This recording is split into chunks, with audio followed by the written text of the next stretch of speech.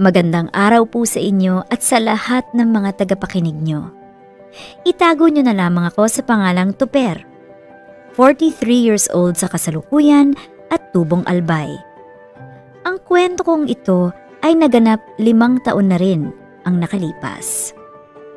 Ikinagagalak ko pong ibahagi ang masayang love story namin ng asawa ko na magbibigay inspirasyon at kilig sa mga magiliw ninyong tagapakinig.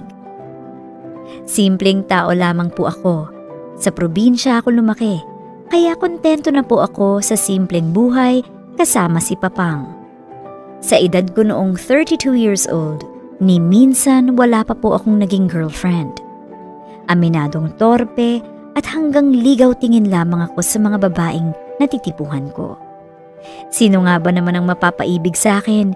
Sa tuwing humaharap po ako sa salamin, ay naiintindihan ko naman ang sagot kung bakit. Kaya sinabi ko sa sarili ko na baka nga nakatadhana na po akong maging matandang binata. Mula alas 5 ng umaga ay nag-aabang na ako ng magiging pasahero sa kalsada. Madalas mga estudyante o mga papasok sa trabaho ang mga pasahero ko. Depende sa layo ng pupuntahan ang pamasahe. Maswerte na kumita ng 300 or 400 sa maghapong biyahe. Kung minsan nga po ay inaabot pa ng gabi. Mula sa aming barangay ay malayo po talaga sa bayan. Kaya ang paghahabal-habal po ang pinaka-in-demand na mapagkakakitaan para sa katulad ko noon na hindi nakapag-aral sa kolehiyo. Oh my God! Nakakagulat ka naman, kuya! Good morning po! Ang ganda nyo naman pong magulat. Ay nako, kung pogi ka lang, baka kinilig pa ako. O siya, malilate na ako. Ayusin mong pag-drive mo, ha? At saka baka magandalaglag tong mga daladala ko, mahirap na. Ako hong bahala sa'yo, Ma'am Trina. Kapit lang ho kayo sa akin na mahigpit. Ew! Kilabutan ka nga dyan sa mga sinasabi mo. Ma'am, baka po kasi mahulog kayo, di po ba? Maigi na po na siguradong ligtas kayo. Huwag kayo mag-alala. Naligo naman at nagtawas ako bago umalis. Sige. Pakibilisan na lang po, kuya. Late na ako eh. Mahirap na. Baka himatayin rin ako sa tapang ng pabango nyo. Pabango nga ba yan o alcampor? Joker po pala kayo, ma'am. Sige na, kuya. Mag-drive ka na lang. Baka di kita matansya dyan eh.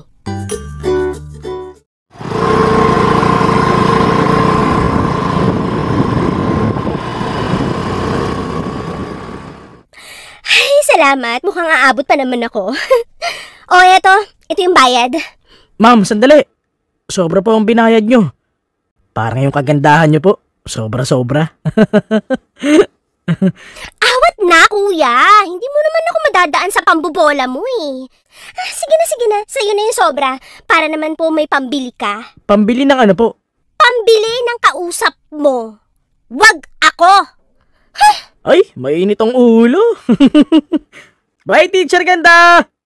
Ayos mukhang pinupormahan mo si Madam Hindi pinapatawa ko lang siya. Laging seryoso eh.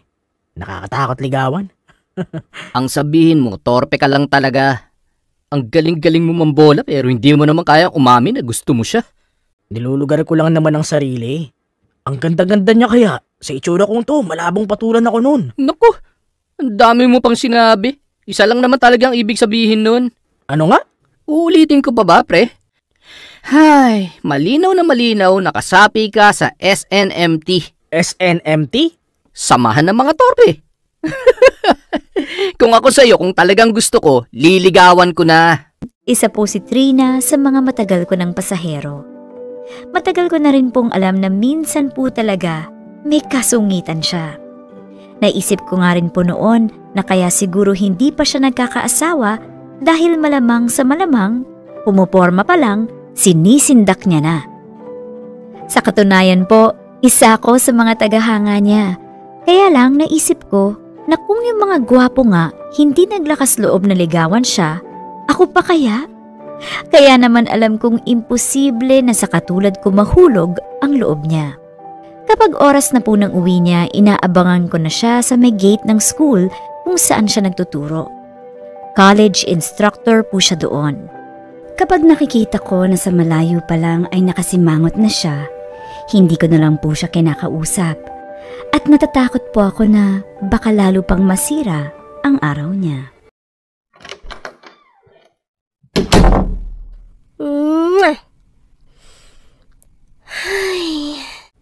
Ang lalim naman yan, anak.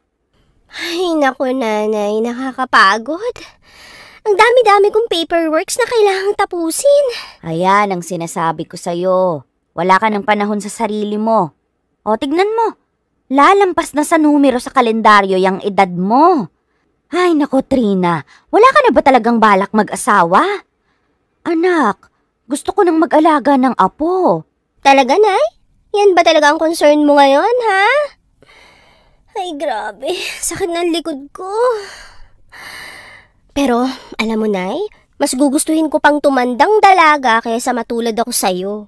Nagkaasawa ka nga, tapos iniwan ka naman. Ay, pasalamat ka na lang. May maganda kang anak. Sayang naman ang ganda mo kung hindi ka mag-aasawa. Hoy, Trina, hindi sa lahat ng oras kasama kita. Kaya kung ako sa'yo, magpaligaw ka na.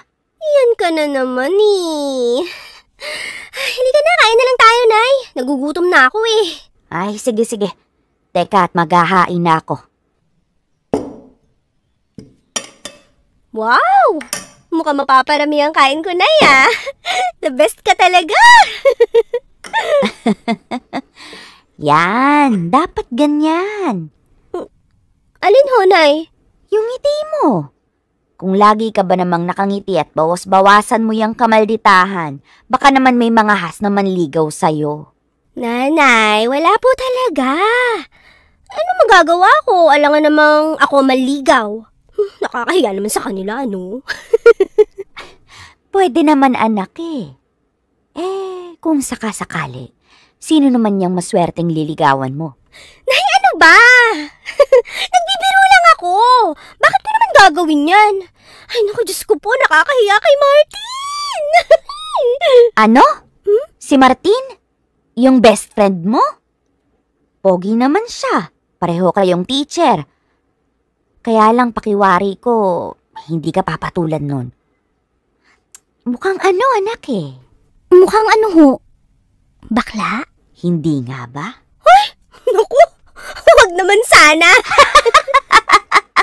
Ay, sa edad kong yan, kung ako, hindi na ako magpapakatsusi.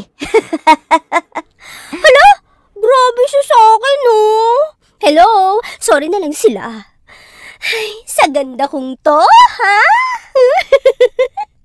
Alam mo anak, kung minsan kung sino pa yung taong hindi mo akalaing magugustuhan mo, siya pa nga itong makakatuluyan mo. Malay mo naman, sa dami ng habal-habal driver sa labas ng school na nakaabang sa'yo, makasungkit ka man lang kahit isang gwapo. Nay, tama na, please. Kumain na lang po muna tayo, ha? Hindi ko na po kasi talaga kinakaya yung mga sinasabi niyo, eh. Kailan pa ba naging bawal na magsabi ng totoo? Anak, minsan huwag ka namang masyadong magtaray. Lagi na lang kasing nakataas yung kilay mo eh. Kahit sinong lalaki matatakot naman ligaw sa'yo.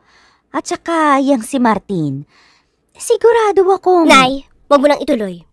Alam ko na po yun, ha? Nagbibiro lang po talaga ako.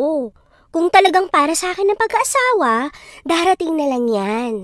Sa ngayon, mga paperworks ko muna ang dapat kong problemahin. Tong sakit ng likod ko, at syempre, ang makulit kong nanay na mahal ko. Lingid po sa kaalaman ko na hindi pala nalalayo ang sitwasyon naming dalawa ni Trina. Madalas po kasi, ganun din kami mag-asara ni tatay. Matagal na rin po siyang naghahangad na mag-asawa ako. Sa araw-araw na pagbabiyahe ko bilang isang habal-habal driver, ay tila may kulang kung may pagkakataon na hindi ko siya naisasakay at nakakausap man lang. Hanggat maaari po ay gusto kong masiguro na ako ang masasakyan niya sa pagpasok at maging sa pag-uwi. Kontento na ako sa ganon. Kahit sinusungitan niya ako, masaya pa rin po akong masilayan yung pilit na pilit niyang ngiti sa tuwing binibiro ko siya. Hindi ko naman po akalain na mas lalalim pa yung pagtingin ko sa kanya, lalo na nung mapansin kong parang may nagbago kay Trina. Lalo siyang gumanda, madalas na rin pong nakangiti, at bibihira ko na lamang po siya noon na nakikitang nakasimangot. Naisip ko tuloy noon na baka may nanliligaw na o di kaya may boyfriend na. Nakaramdam po ako noon ng konting selos, kaya lang po, naaalala ko na wala po pala akong karapatan na maramdaman yon.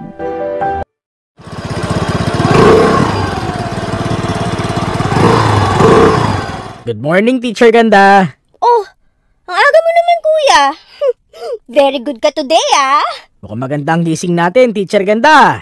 Ay, naku, ikaw talaga. Lahat na lang napapansin mo. Lagi naman. Sana ako rin. Ano po yun? Sabi ko, mas bagay po talaga sa inyong nakangiti.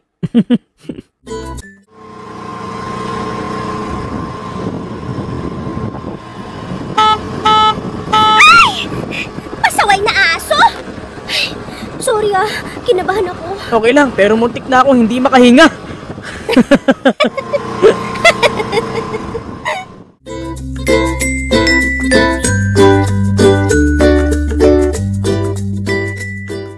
Salamat, kuya. Teka, sandali, wala ata akong bariya. Okay lang po, mamaya na lang, Teacher Ganda. Salamat, kuya. Ang bait mo talaga. Pre, narinig mo yung sabi niya? Sus, mukhang iba na yan In fairness nga naman, mukhang masayahin na si Madam lately. Oo nga napansin ko rin. Baka nai-inlove na siya sa akin. Asa ka pa. Hindi mo pa kasi ligawan Baka maunahan ka pa ng iba niyan. O baka naman may boyfriend na.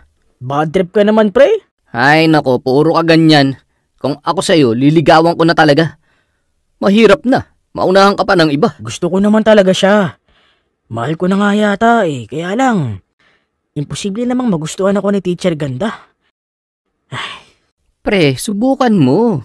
Hindi mo man lang sinubukan. Sinukuan mo na agad. Grabe na yung katorpehan mo, OA na Baka kasi iwasan niya ako kapag umamin ako, baka magalit. Bahala ka. Baka mawala sa iyo yung Teacher Ganda mo kung tuluyan ka magpapatalo dyan sa katorpehan mo.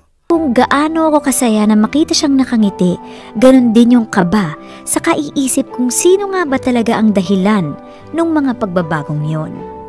May mga gabing hindi na ako makatulog sa kaiisip sa kanya at maging sa mga panaginip ko ay nakikita ko siya. Sa bawat araw nararamdaman ko na tumitindi na ang pagtingin ko sa kanya. Kapag nakikita ko siya, malayo pa lang ay ramdam na ramdam ko na ang kaba. Hindi na ako nakatiis, kaya naman sinabi ko na kay Papang ang estado ng aking puso. Papang, paano niyo ba niligawan si nanay? Ako? Manligaw? Sa gandang lalaki kong to? Ako ang niligawan ng nanay mo noon. Kailangan ko pa palang dalawin si nanay sa langit bago ako matutong manligaw. Abat, ikaw manliligaw? Sa wakas! Kung bakit ba naman kasi hindi nyo malang ako pinamanahan ng pagiging magandang lalaki? Ganto lang yan, anak.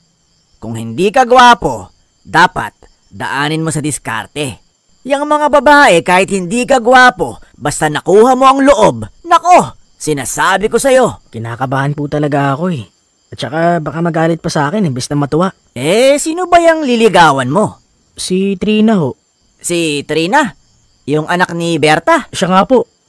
Bakit naman parang gulat na gulat kayo? Wala naman, anak. Sa pagkakilala ko sa batang yan, mukhang mahirap kang ligawan. Pero mabait naman niyang si Trina. Kung talagang gusto mo siya, subukan mo lang.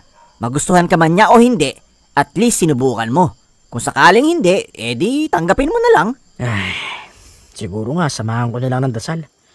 Kapag naging girlfriend ko si Trina, 3:00 pa lang, aabangan ko na siya. Kahit hindi umulan, papayungan ko. Kahit walang pasok tayo, susunduin ko siya. Puro kakalokohan. Sige na, itulog mo na yan at simulan mo na ang pagdadasal mo. Siya nga pala, tay. Mabait ba si Aling Berta? Magugustuhan niya kaya ako? Mukhang mas madali ang naiisip mo, anak. Kung talagang hindi mo kayang ligawan si Trina, di yung nanay na lang. Papang naman, grabe naman ho kayo sa akin. Ang ibig ko pong sabihin, magugustuhan kaya ako ni Aling Berta bilang manliligaw ni Trina? Ah, linawin mo kasi. Aba, oo naman. Anak, pagdating sa panliligaw, hindi naman basehan kung gaano ka kagwapo o kayaman. Ang importante, yung intensyon mo para sa babae. Kaya lang sa kalagayan ng trabaho ko ngayon, parang alanganin talaga, Papang. Kahit papaano, kailangan ko rin gumawa ng paraan para naman kung sakali, hindi ako mabubulyawan ni Aling Berta. Yun! Doon ka kabahan. Dahil mukhang mas nakakatakot yung nanay kesa sa anak. Sana kapag dumating ang araw na handa na akong ligawan siya, magustuhan niya rin ako. At sana hindi rin ako maunahan ng iba. Tama si Papang. Hindi man ako mayaman at gwapo tulad ng ibang lalaki na maaaring magkagusto sa kanya, ay sigurado naman po ako na may mabuti akong intensyon para kay Trina. Napagdesisyonan ko po noon na mag-take ng 2-year course sa TESDA na malapit lang din sa aming lugar. 3 beses sa 1 linggo lamang po noon ang pasok ko, kaya madalas ko na rin po siyang naihahatid at nasusundo sa school. Hindi na rin po ako nagsayang ng pagkakataon. Wala man pong kasiguraduhan ay sinubukan kong aminin ang totoo kong nararamdaman sa kanya. Tao po! Teacher Ganda, good morning! Aba, nakaporma ka ngayon ah. Muntik na kitang di makilala. May utang po ba ako sa inyo, kuya? Wala po. Ang totoo niyan, pinuntahan po talaga kita kasi... Ano? Ako liligawan mo? Sandali ha.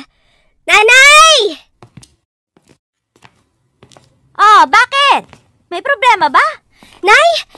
Kurutin mo nga ako, dali. Dalian mo, Nay. At parang binabangungot ata ako eh. Aray! Ang sakit naman, Nay. Ang sabi ko po, kurot. Bakit naman niyo ako sinampal? Kita mo nang may ginagawa ako ron sa kusina, itatawagin mo ko para sa mga kalokohan mo. Teka nga. Anong sadya nitong si Torpe, Topper?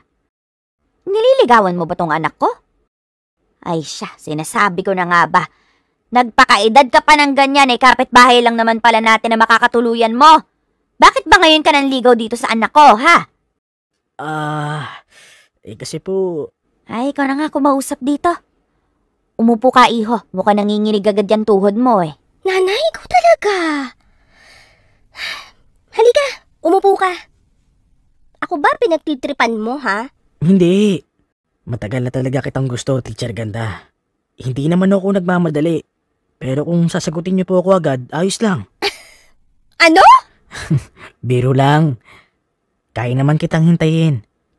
Basta hayaan niyo lang sana muna ako manligaw. Wala namang masama, hindi ba? Dalaga ka at binata ako. Sige. Yes! Anong yes ka dyan? Patapusin mo muna ako. Ang ibig kong sabihin, sige, pag-iisipan ko. Pag-iisipan ko kung pwedeng maging tayo o kung pwede mong ituloy ang panliligaw mo. Naku, wag niyo nang patagalin yan. Nay, nakakagulat naman po kayo. Bigla-bigla na lang po kayo sumisingit. Tinapos ko lang naman yung ginagawa ko sa kusina. Ikaw, talagang seryoso ka na ba naligawan itong anak ko? Ba't maghanap ka naman ng maayos na trabaho at hindi maaaring yung anak ko lang ang magtatrabaho para sa inyo? Opo, alam ko naman po yun. Huwag po kayong mag-alala, malapit na rin akong graduate. Maghahanap po ako agad ng trabaho para sa kasal namin ni Trina. Kasal? Kasal agad, ha? Ganito na lang. Umuwi ka na lang muna at mag-uusap lang kami ni nanay, ha? Pasensya ka na, ha? Pasensya ka na rin. Alam kong nabigla ka sa mga sinabi ko. Basta, hindi ako mapapagod na ligawan ka, Trina. Yan! Dapat ganyan, Torpe, Topper. Huwag ka sanang mapagod na ligawan itong anak ko, ha? Maawa ka naman. Huwag mo namang hayaang maging matandang dalaga ito. Ano talaga? Sobrang gaan sa pakiramdam na sa unang pagkakataon nasabi ko yon kay Trina. Sinabi ko noon sa sarili ko na hindi na imposibleng maging kami Lalo na kahit paano ay tila sang-ayon sa panliligaw ko ang nanay niya. Hindi ko man alam kung anong nasa saloobin ni Trina ay hindi ako nawalan ng pag-asa. Pinagbuti ko ang aking pag-aaral at di rin nagtagal ay graduate na ako. Naghanap ako agad ng maayos na trabaho at nagpatuloy sa panliligaw sa kanya. Isang beses, sinundo ko siya. At hindi ko inasahan ang nakita ko. Naku, mukhang nakaabang na yung manliligaw mo sa labas. Oo nga eh. Alam mo, konting-konti na lang talaga, bibigay na ako sa pagiging consistent niya. Wala rin akong masabi eh. Mabait at nakikita ko naman kung gaano siya nagpupursige. Tsaka alam mo, magkasundo rin sila ni nanay. O yun naman pala eh, ba't hindi mo pa sagutin? Eh kasi nga, hinihintay ko pang magbagong isip mo.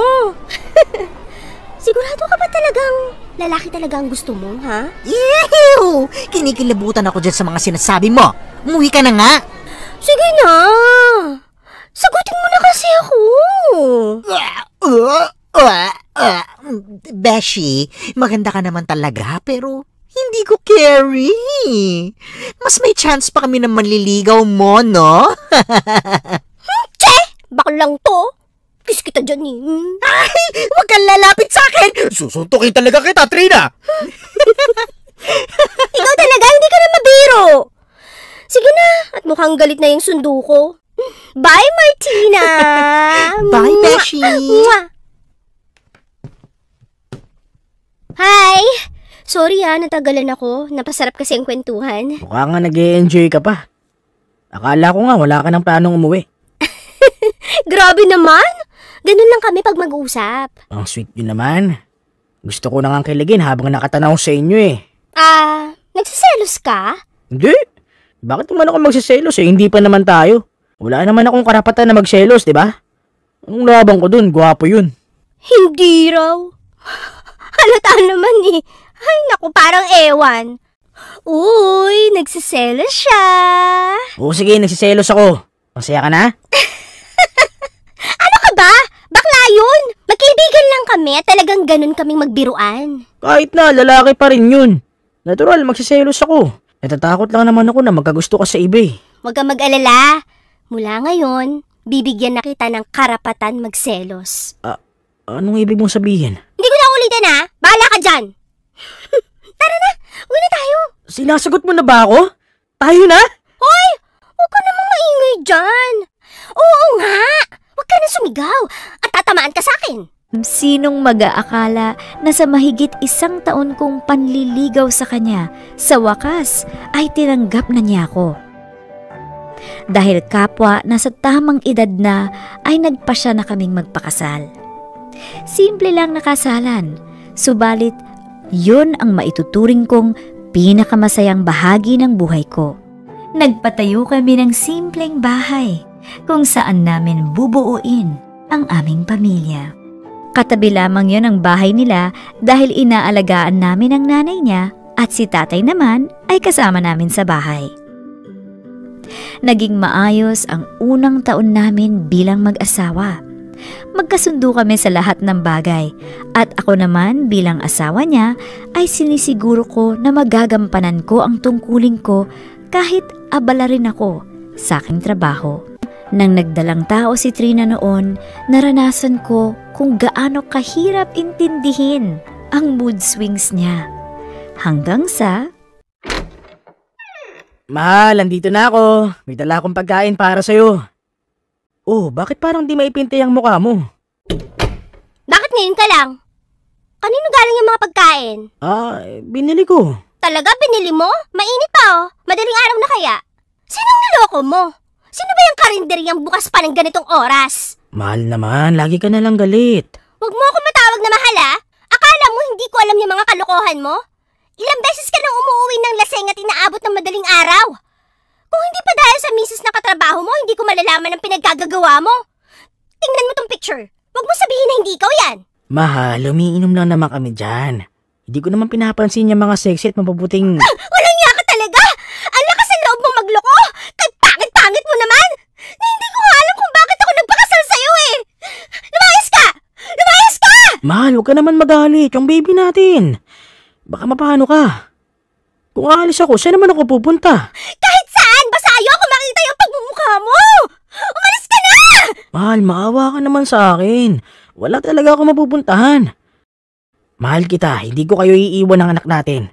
Hindi ako aalis, dito lang ako. Ayaw mong umalis, ha? Pwes, ako na lang ang aalis. Iiwan na kita! Teka, sandali naman, mahal. Isa ka pupunta. Bingit ka ba? Ang sabi ko, lalayas na ako! Iiwan na kita! Isa ka nga pupunta. Eh di kay nanay? Mahal, bakit ka palalayas? Magkapit bahay lang naman tayo at ang nanay mo. Eh bakit ka ba nangingialam? Gusto ko eh! Ay, dyan ka na nga! Mahal! Pambihira naman talaga tong asawa ko. Kung hindi ko lang talaga mahal, papatulang ko na to eh. Oy, Topper! Oh, bumalik ka. Di ka nalalayas? Yung mga pagkain na dala mo, iabot mo sa akin. Nagugutom na ako eh. Oh, ito. Uminom ka ng maraming tubig pagkatapos mo kumain, ha? Bakit ganyan ka makatingin? Ano na naman?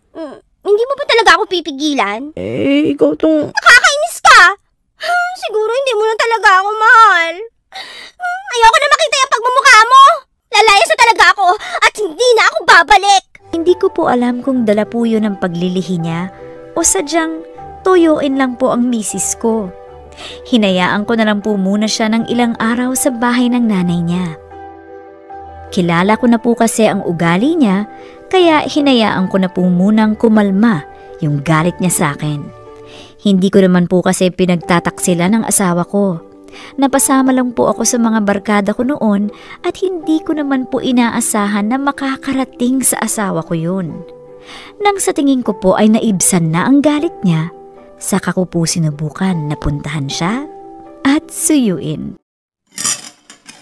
Trina, tigilan mo na ako sa pag-iinarte mo. Iyak ka nang iyak. Hindi mo naman pala kaya. May nalalaman ka pang paglalayas. Para ka namang engot niyan eh.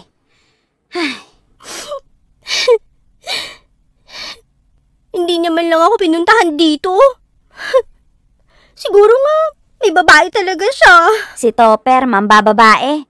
Eh saan naman siya kukuha ng lakas ng loob na mambabae? Tumigil ka na nga sa kakaisip mo ng kung ano-ano. Malabo naman yung sinasabi mo eh. Para naman kay gwapo-gwapo ng asawa mo. Yun na nga, Nay, di ba? Nakakasama ng loob. Hindi na nga gwapo. Nagawa pang magloko. Hay nako, gumagawa ka lang ng sarili mong problema. Wala ka na kasing ginawa kundi awayin niyang asawa mo. Tapos ngayon iiyak-iyak ka. Kunwari ka pa eh, patay na patay ka naman sa kanya. Lay! Mahal! O yan na, mag-inarte ka pa. At kapag yan talaga na puno dyan sa kaartehan mo, eh talaga namang maiisipan niyang magloko. Oh, ano nangyari sa mga mata mo? Eh, hindi na tumigil sa kaiiyak eh. Rinding-rindi na ako. Bakit? Tana, wag ka na kasing magalit sa akin. 'Di ba sabi ko naman sa'yo, ikaw lang naman ang mahal ko. Kaya lang naman kita hindi pinuntahan kasi alam kong galit ka pa sa akin. Akala ko kasi hindi mo na ako mahal. Bakit kasi ngayon mo lang ako pinuntahan? Hindi mo man lang ba ako na-miss? Siyempre, na-miss kita. Sobra-sobra kitang na-miss. Hindi ko pala talaga kayang walang nangaaway sa akin, walang nangaampas sa akin. Ikaw talaga? Na-miss kita. Sorry, mahal. Kaya mula ngayon, kahit ilang beses ka pang magalit, pwede mo huwag ka nang umalis. Hindi ka ba napagod sa paglalayas mo? Ang layo pa naman ng nilakad mo. Baka mapagod ka pa ng sobra-sobra. Sira! Sorry, mahal. Salamat kasi mahal na mahal mo ko. Napakaswerte na magiging baby natin kasi mabait ka, responsable, at... Pogi ang magiging tatay niya? Mahal! Gising! Gising! Hoy, hoy, hoy! Nananaginip ka! Grabe, akala ko naman makakalusot. Hindi pala talaga. Siyempre, para sa akin, ikaw ang pinaka-pogi sa lahat. Talaga? Mas pogi na ako kaysa dun sa crush mo? Sino na nga yun? Si Martin? Siyempre, si Martin pa rin. Ang importante naman, ikaw ang mahal ko, di ba? Ha? Hoy! Umuwi na nga kayo. Parang mga tanga. I love you, Nanay! Ay, naku Trina. Dati, na-stress ako kung paano ka magkakaasawa. Ngayon naman na may asawa ka, hindi ko naman akalain na pareho lang pala. Nanay, hayaan mo na. At least ngayon, magkakaapo ka na. Bibigyan po namin kayo ng maraming apo. Maraming apo? Ito nga isa pa lang, hirap na ako eh. Sana lang makuha ng mga apo ko ang kabaitan mo, Topper. Bakit naman ho kabaitan lang, Nanay? Gusto mo ba talagang marinig ang sagot sa tanong mo na yan?